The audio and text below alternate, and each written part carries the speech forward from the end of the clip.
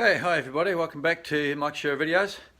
Last video was all about the Dusty Butt adventure ride that I went on, and it's called that simply because it's so bloody dusty most of the time.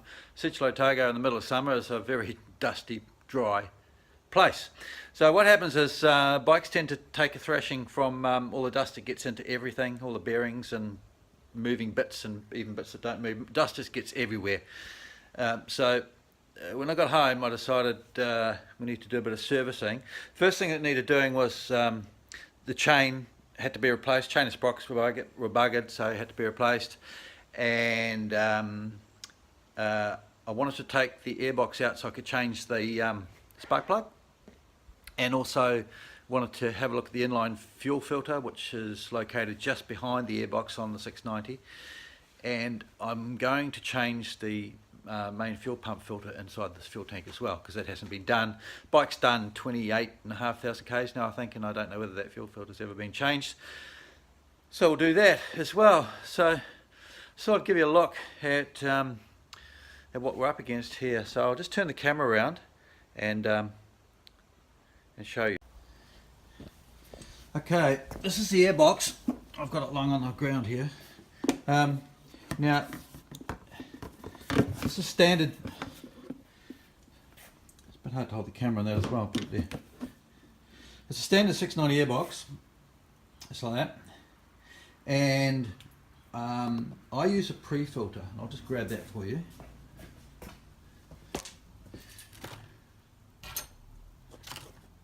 Now that there is the last pre-filter that I used, and we'd had a lot of rain, so there wasn't much dust on the last day, so it didn't pick up anything. Mainly that was mainly road riding though, and it's a little bit dirty but not much.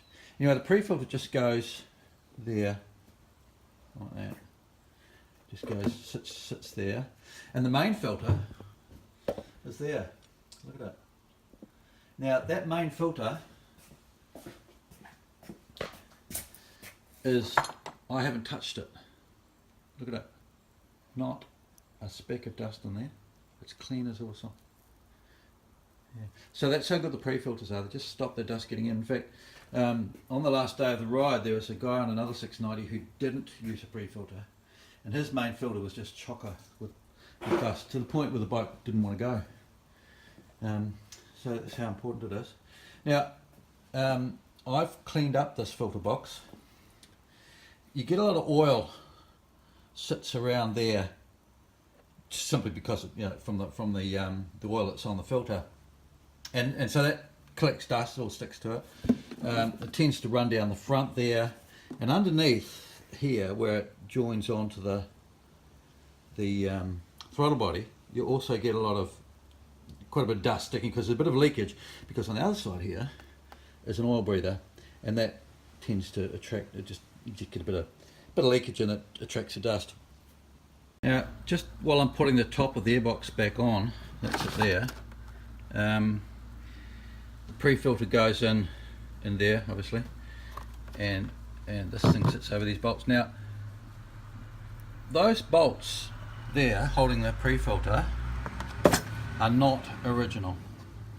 What the original system is that in here, and you can see the top of one there, there's just a thread, a brass insert that's pressed into the plastic, and then bolts screw down from the top and secure it. But everybody over tightens them, and you finish up with the insert spinning in the plastic, and it's a disaster, because you just simply can't, it won't seal properly, and then you can't get the bloody things out. And if you're changing your filter every day, if you're in a particularly dusty conditions and you're changing that pre-filter every day, you can't be bothered with not being able to get the bolts out. So what I did, my brother taught me this trick, you take the inserts and everything out, then you drill all the way through, and then you put bolts up from the bottom, as you can see, with the washer on the bottom, so they don't pull through the plastic. And then I actually screwed the inserts back onto the bolts, and then pulled them, just pulled them back into the plastic so they won't move. So now I've got bolts sticking up, so all I have to do now is put on the pre-filter, and once the top goes on, a bit hard to do with one hand, but you get the idea. Yeah, it goes on something like that. I just have to do it with two hands and put nuts on, and very, very quick and easy, especially with the KTM spanner. So there we have it, and yeah, I've just put 10mm nuts on. So we'll just do it up with the old trusty KTM T-handle. Now you don't have to do these, you don't have to do them too tight, because you've got a fair bit of foam sticking out the sides, and that's going to pick up any dust that tries to sneak in the sides anyway.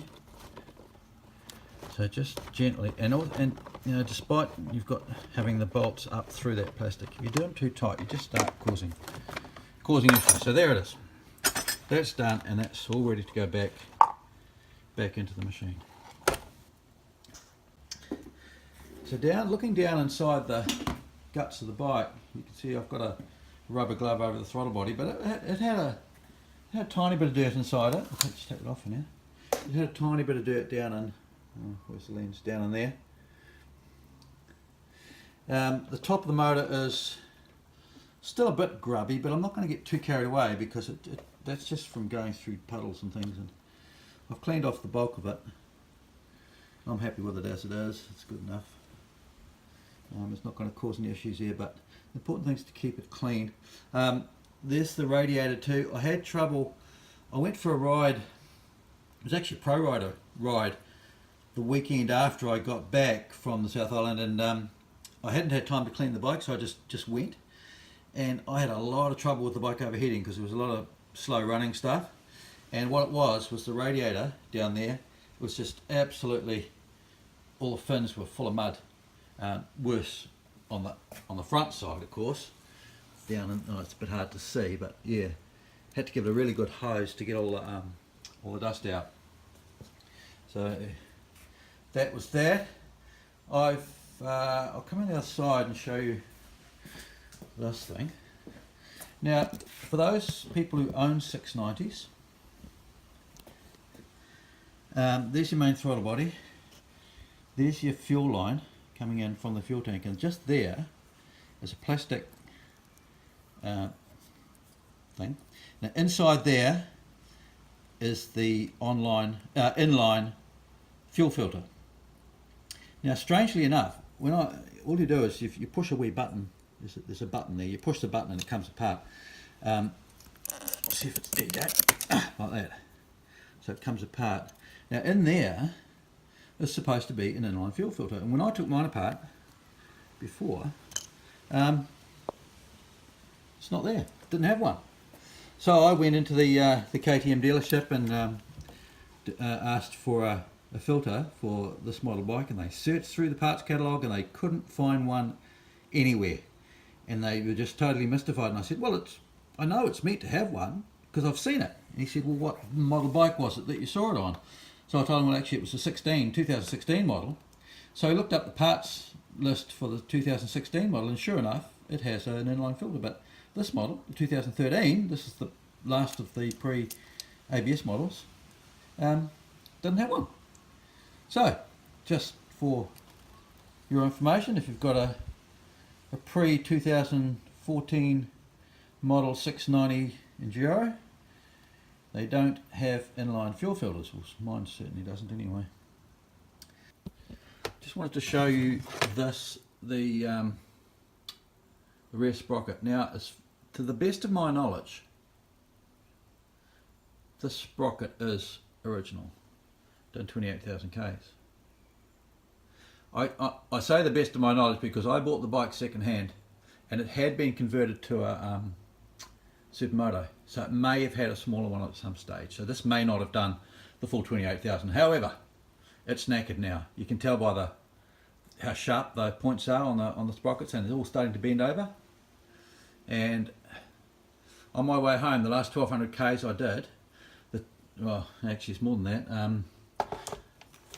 While I was on doing that event, I had to tighten the chain every day because it's got looser and looser and looser.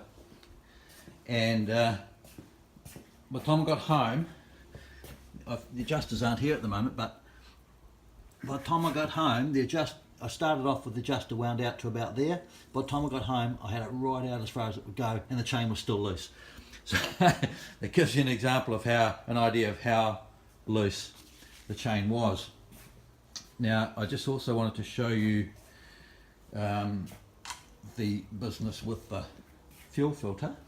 Now, what you do is you unbolt the muffler. This is standard muffler, by the way. But you unbolt the muffler mount just up in there, and the bottom, you can't actually see it, but the very bottom tank mounts, which are just in front of that there, and then you simply lift it up like that. So now you can see that is where the fuel pump and filter is inside there, inside the tank. That's the next job. When you're cleaning a bike, I always degrease all in the chain area in there, because it just gets chocker with the dust and dirt that sticks to the lubricant on the chain. It tends to get all in there and down around the bottom of the crankcase, bottom of the gear lever. I've cleaned it all off. It's just a matter of giving a good squirt with a good degreaser and leaving it for a few minutes, and then hosing it off. Same with the chain. So when it comes to working on the bike, it's a lot cleaner and easier when you're not getting dirt and grit and stuff everywhere. Oh. So there you go. Thanks very much for watching. A little bit of a departure for me. I'm not a mechanic by any means, and I've just sort of realised that a lot of the work you can do on bikes you can do yourself. It's just a matter of following the instructions, or follow your nose. Just be sensible about it, and you can get things done simply, quickly and cheaply. Just a matter of getting hold of the parts. I'm waiting for new chain and sprockets to arrive. They should be here today, and I might do a little video of putting them on, because it's a first for me, so it might be a bit exciting to watch. See how stupid I am putting that back together. And also, yeah, I'll do another video when I do the main fuel filter and fuel pump service. So I don't know whether I mentioned because the bike is now done reasonably high mileage and hasn't had a proper service in all the time I've had it. I bought it at 13,000 k's, and at the moment it's yeah, can't see it, 28,970 k's, so it's overdue. Okay, that's it. Don't forget to share, like, comment and subscribe to the channel if you haven't already. Really appreciate it. Just helps get the video out there so more people can access and see it. And we'll catch you next time. See ya.